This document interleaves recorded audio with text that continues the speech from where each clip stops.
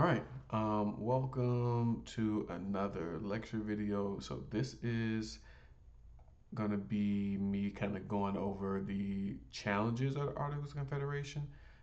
This is in Unit 1. This is our subsection in 1.4. All right. So let's start. Now I don't have my drawing tablet today, so I'm just gonna have to be talking through the slides. But I'll make sure to clear up any confusions or anything that you might be confused about while I'm kind of lecturing. Okay, let's kind of start off with, what were the Articles of Confederation like? What are they? Why did they exist? Right? How did they come about? Right? So the Articles, they were created in 1777, right? As you can see, highlighted here. Okay. Now, granted, they're going to be ratified. All ratified means is changed or edited, but that's ratified in 1781. So only a few short years after they were made. Okay. Um, so this is gonna essentially, highlight. This is the first, constitution of the United States, or first form of government that we're gonna see. All right. And they can establish this thing we call a confederation, right? As we can see here. And when I say a loose, set of sovereign states, right? Think about it like a club where each member state kept most of its power, but the national government was more like a coordinator than an actual authority. So the sort of big government in D.C., right? The power they had was to, like, steer states in the right direction, but they had no authority. So that's important to remember. They could, like, give you advice, right? They could give that advice. They could help you out. They could delegate responsibilities, but they couldn't force the states to do anything, right? States were, their own thing. All right. So you're saying, Mr. Williams, why was it designed this way, right? Well, so one thing I want you to remember is these people had just fought a war to escape British control, right? King George had taxed, them without representation, right? If y'all remember that from American history. He quartered soldiers in their home, basically let soldiers live in random citizens' homes, right? And he trampled all over the American citizens' rights, right? So when it came time to design their own government, the last thing they wanted was another powerful central authority telling them what to do. So the biggest problem that we see with the creation of this is that, they overcorrected from the days of Britain, but they overcorrected too much. Okay. All right. Actually, let me go back. I do want to talk about this centralized military thing really fast. Under the articles, there was no national army, so each state was responsible for maintaining their own militia, like these own private little, war fighting groups, right? That's what a militia is, right? Now that sounds pretty cool in theory, but when you actually put it in practice, it's an abject failure and a complete disaster, right? The best example of this is right here when we look at Shays' Rebellion. This is going to happen in Massachusetts. It was led by this guy named Daniel Shay, right? Now, the Shays' Rebellion took place from 1786 to 1787, so it did last for about 11 years. But anyway, Daniel Shay, he was this Revolutionary War veteran, and him and a bunch of struggling farmers who were drowning in debt through the state of Massachusetts, right? They were facing a bunch of foreclosures on their farms, so their farms wouldn't exist no more because of all the debt they had to pay, right? They were super angry at Massachusetts, right, for these high taxes and aggressive debt collection. So not only did Massachusetts have, collect way too many taxes, they were really aggressive about getting their money, right?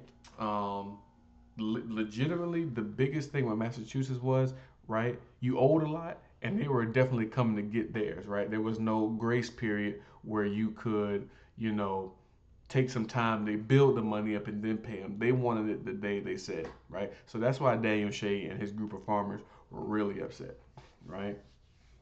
So what did these people do? Well, they grabbed their muskets, right? The old guns that you have to load with the little stick, right? They took their muskets and they started shutting down courthouses, right? State courthouses to prevent foreclosures. So this is going to escalate really quickly.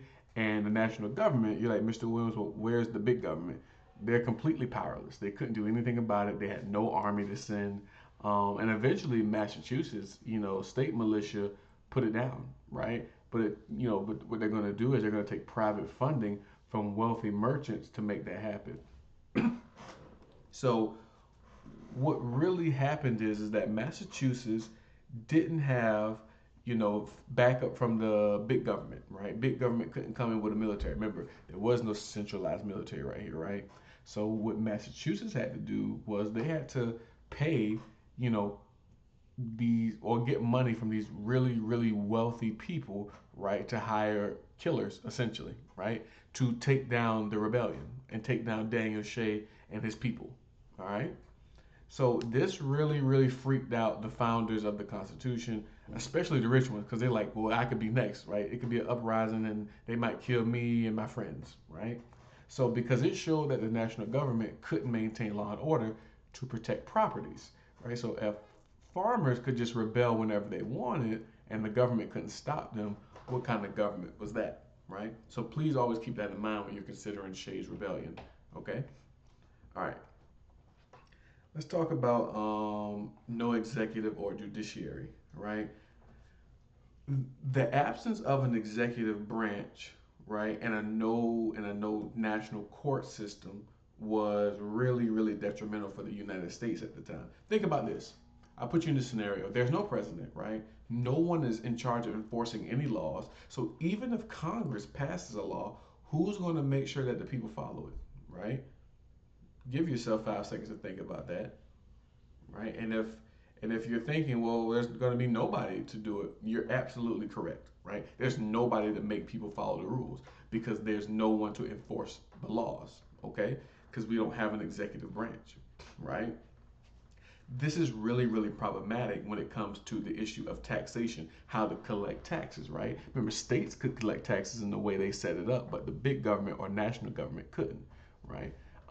Only thing the national government could do, and I really need you to remember this, the only thing the national government could do is request money from states, but it couldn't force them to pay their fair share. They couldn't. It was nothing they could do. And remember, without a national court system, they couldn't punish them, right? So states just didn't pay, right? They ignored the request from the big government, and there was nothing the government could do about it. No executive branch to enforce collection, no court system to prosecute tax evaders like we have today, right? And what was the result of that, right? The national government was completely broke. There was no money in the treasury. Like they couldn't pay their debts from the Revolutionary War, and they couldn't fund any operations. Our country was in a complete financial disaster, right? Because the big government literally was bankrupt and had no money. Okay, so you're like, Mr. Williams, okay, that's great. Like, I'm hearing you, but where does the national court system come into this, right? And that's a nightmare in its own, right? With no unified court system or judiciary, right? There was no way to resolve disputes or arguments or conflicts between states, and there was no way to make sure that laws were reviewed and interpreted properly and consistently, right? It was complete chaos in the United States, right? States back then would have extremely conflicting rulings on the same issues. So imagine this: one side of our class, we have a rule that we're only going to take quizzes on Wednesdays, right? And then there's a proposal that we take quizzes on Fridays. Well, some of you all, right? Let's say some of you all reside in the state of New York, some of you all reside in the state of Florida, and some of you all reside in the state of Tennessee. You all have these really, really different, readings or interpretations of what I mean when I say that, right? And you're going to have conflicting rulings on that same issue. And there was no higher authority to sort it out. It was legal chaos. So some of y'all in New York, some people in the state agree we should have just quizzes on Wednesdays. Then the others agree we have it on Fridays. And other states have the same issue, right? There's no uniformity, there's no agreement, and there's no big government, right? To say, nope, we're going to do this on Wednesday or we're going to do this on Friday, right? Let's say you remove me out the classroom, right? Let's say I'm the big government, or let's say I had no power at that time to make the decision to say, no, we're going to have the quizzes on Wednesday, right? I couldn't make that rule, right? Because remember, I had no power. I couldn't force you all to do something as the state governments, right? So that's important that you know that. So this made it really clear that we needed both an executive branch to enforce laws and a judicial branch to interpret them fairly and consistently. Okay? So let's head to this last slide here, okay? No commerce regulation. You're like, okay. The third and probably biggest weakness, right, was the government had no power to regulate interstate commerce or currency, right? So, all right, kids, under the articles, right, the federal government could not regulate trade or trade systems between different states. Each state could basically do whatever it wanted when it came to commerce, right? They could put tariffs on goods from other states. They could get into trade disputes or trade arguments, right? They could create barriers to business, right? It was what I like to call an economic free for all, and not in a good way, right? Essentially, each state was bankrupting each other, right? This really is going to hinder economic growth, right? If each state is bankrupting each other and nobody has any money, then our country can't grow, right? Imagine trying to run a business where every state has different trade rules and you're getting taxed at every border, right? Imagine we throw, Brianna into, Florida, right? And she has to trade with each state, all the way up to New York. But each state has very different rules. And let's say the taxes get more extreme the further north she gets.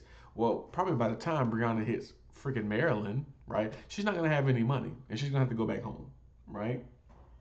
But I will tell you, it gets way worse, right? It gets much worse because the federal government also could not coin money or regulate currency. So that means, right, they couldn't make money and they couldn't regulate the money that they had. So guess what each state had to do or what they felt like they needed to do? Yeah, they printed their own money. They had Massachusetts money, Virginia money, New York money, Georgia money, all with different values, and counterfeiting was rampant, right? It was a monetary disaster, right? We have the dollar bill, we have the $20 bill, $5 bill, so on and so forth. Imagine our country where Georgia has their own set of bills, South Carolina has their own set of bills, North Carolina has their own set of bills, right? Um, and let's say in Georgia, $1 in Georgia is actually worth $7 in North Carolina, and $7 in North Carolina is worth $16 in New Jersey, right? So it was like living in different countries essentially. So this definitely showed the need that we needed a centralized authority to establish consistent commercial rules and a currency. Okay. All right. Let's talk. I think we're getting towards the end. Let's talk about the road to the Constitutional Convention, right? Um, really down here. Okay. And I'm kind of just going to talk a little bit about this, right? It was very obvious to everyone back then that Articles of Confederation weren't working. It was an abject failure. We need to get up out of this. This is bad, right? The government was weak, they were broke, and couldn't handle basic functions like maintaining civil order in their country. They couldn't collect taxes, couldn't create an army, couldn't regulate the economy. So the founders agreed that something had to change, right? As anything would. You all would agree to saying if something's not working, it's time to change it, right? They called for a convention in Philadelphia. That was May of 1787, right? Lasted to about September, right? And they were there to amend the articles, right? But what you'll end up seeing is they did something really extreme and they threw the Articles of Confederation completely out and wrote a whole new constitution, right? So, one thing I want you to recall from this, and I'm going to put this in here, I'm going to type this out. Let me see. Here we are. And, okay, let's keep this stuff in mind, right? So here's some things you need to remember. The articles created, my phone is ringing. All right. The articles created a very weak national government, okay? Right? You all know this by now. That's what they've done. All right? And this is because the founders, right, feared centralized power, okay, after their experience with Britain, okay, but this weakness, led to serious issues. All right, no military, meaning, right, couldn't respond to rebellions like Shays.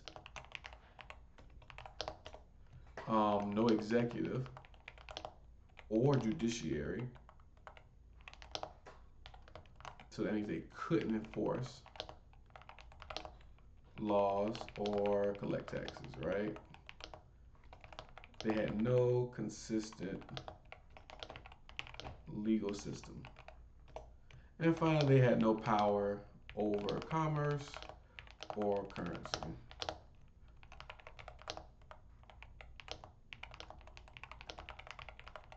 Right? These failures, right, that I kind of laid out here, they sparked debate about whether the federal government needed more power or actually function. So some people who we will later call Federalists, right, in 1.5, argue, yes, we need a stronger national government. And then there were others, like the anti-federalists, worried about that giving too much power to the national government would recreate the tyranny they had just escaped from Britain. Okay? So all right, that's it for 1.4, right? Make sure you review those key weaknesses. Make sure you're still reading in your textbook consistently. Make sure you're looking at all the foundational notes that I have in the class website. We're going to look at the Constitutional Convention, next, right? How the founders tried to fix these problems, right? But as a step for 1.4, make sure you're going here for me, right? And you're looking at some of these videos, right? They're really, really informative, right? And also make sure you're going into, looking at the vocabulary, right? Remember, I have all the Unit 1's vocab here for you if you need it. I have a lot of the foundational documents. I have study guides for you. So please make sure you're reviewing constantly, even if it's 30 minutes every night. Just make sure you're trying your hardest to look at this information, right? To really drill these concepts into your head. Okay. All right. That's it for me. We are going to start on 1.5 next. So until then, I will see you all later.